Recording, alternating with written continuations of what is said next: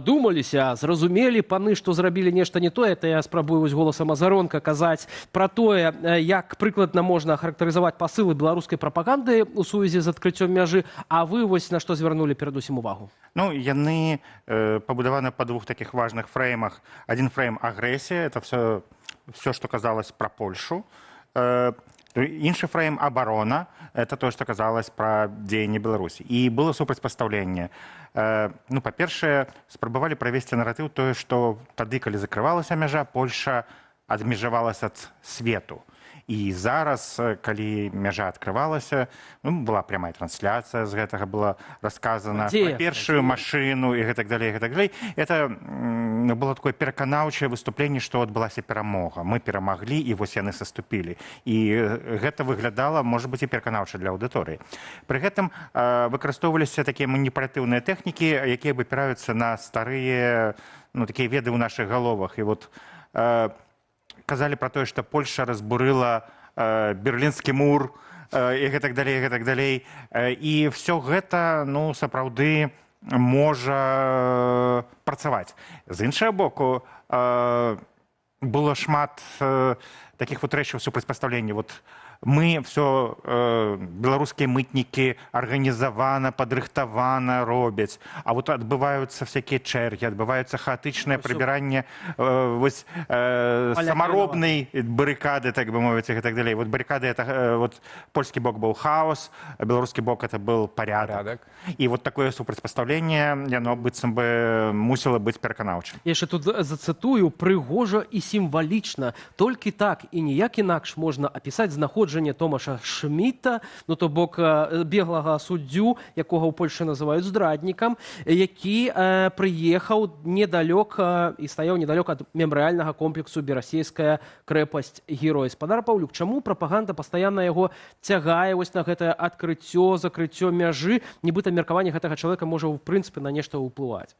Ну, па-першае, ён выступаў як чалавек звонку для беларускай аўдыторыі. Ён быў не для польскай аўдыторыі ў дадзенай сітуацыі, а для беларускай аўдыторыі, і ён выступаў так, вот, як бы, ладно, может быть, вы не давяряеце таму, што мы кажам.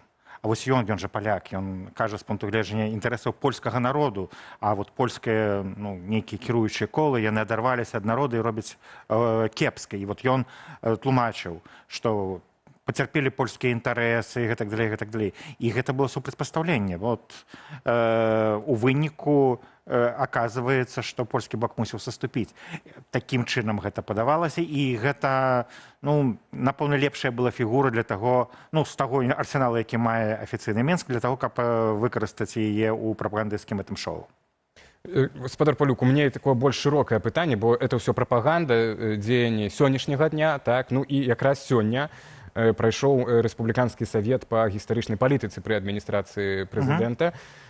Здавалася б, шараговая так падзея, але літаральна вось у разгар гэтага эскалацыі з Польшчы, закрыцця мяжы, Лукашенка зноў ужыў шмат антыпольскай рыторыкі ў сваіх выступах, вельмі жорсткай рыторыкі з нагоды дня адзінства, так, 17 верасня.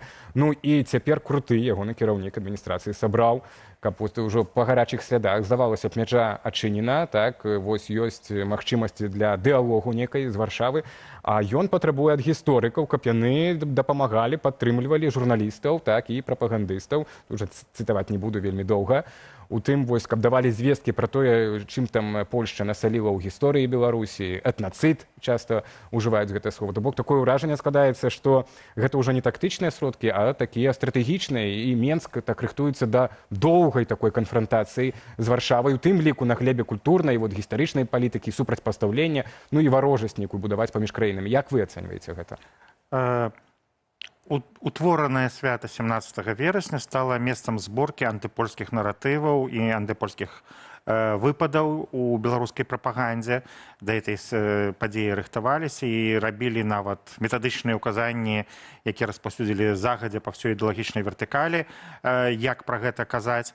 І зараз вот атрымліваецца, што тут перапевы з перапевамі з аднаго боку, а з другого боку тое, што беларускі бок паказвае сябе ў пазіцыі пераможца ў канфлікце, так бы мовіць.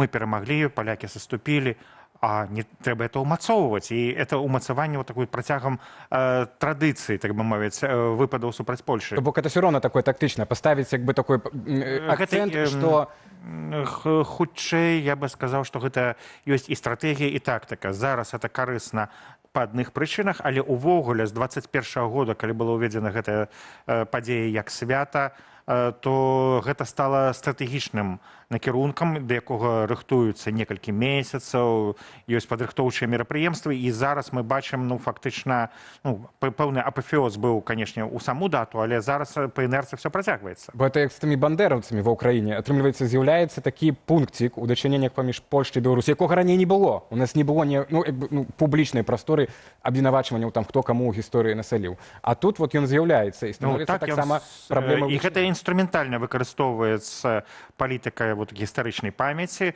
Сапраўды, як вы казалі пра тое, што кажуць пра этнацыд і таму падобныя рэчы, для старых пакаленняў гэта, можа быць, было бы непераканаўчым, але зараз ужо збольшага людзі памерлі, для якіх гэта была свая сямейная гісторыя.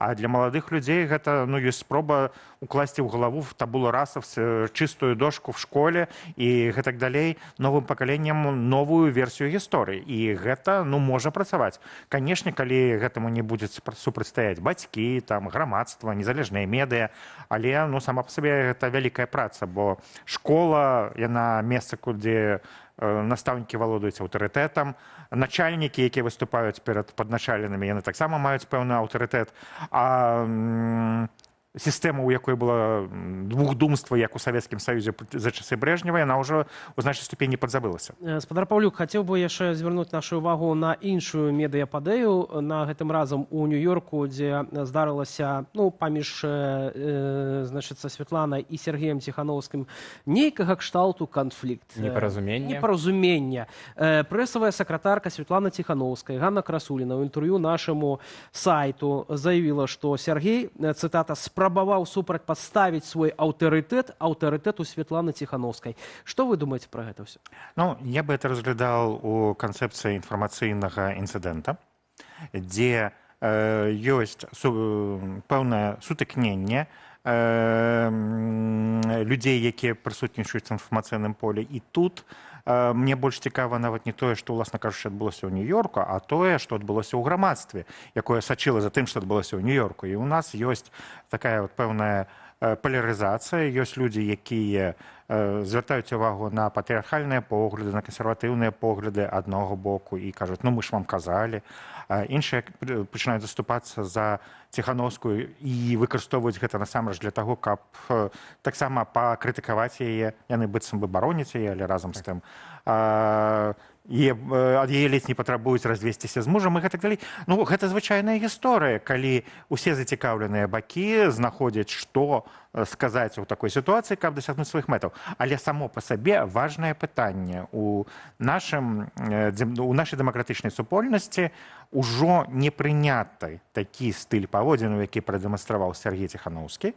Ён прабачыўся, невядома, ці наколькі это было шчырым, наколькі не было шчырым, але само па сабе праблема застаецца. І гэта праблема не толькі ў гэтай сям'і, якая прыцягнула нашу ўвагу, гэта праблема даволі шырокая, бо не сакрэт, што шмат якіх арганізацыях мужчыны кіруюць, шмат якіх падзей глядзіцца. Там быў заўважна таксама канфлікт паміж Франакам, Вячоркам і Ціхановскім у гэтым стылі. Так, тут атрымалася так, што Сергей Ціхановскі паказаў яго як тайнага кардынала, а лелькавода, але насамрэч все больш складана з аднаго боку, а з другого боку, а як проста гэта можна патлумачыць?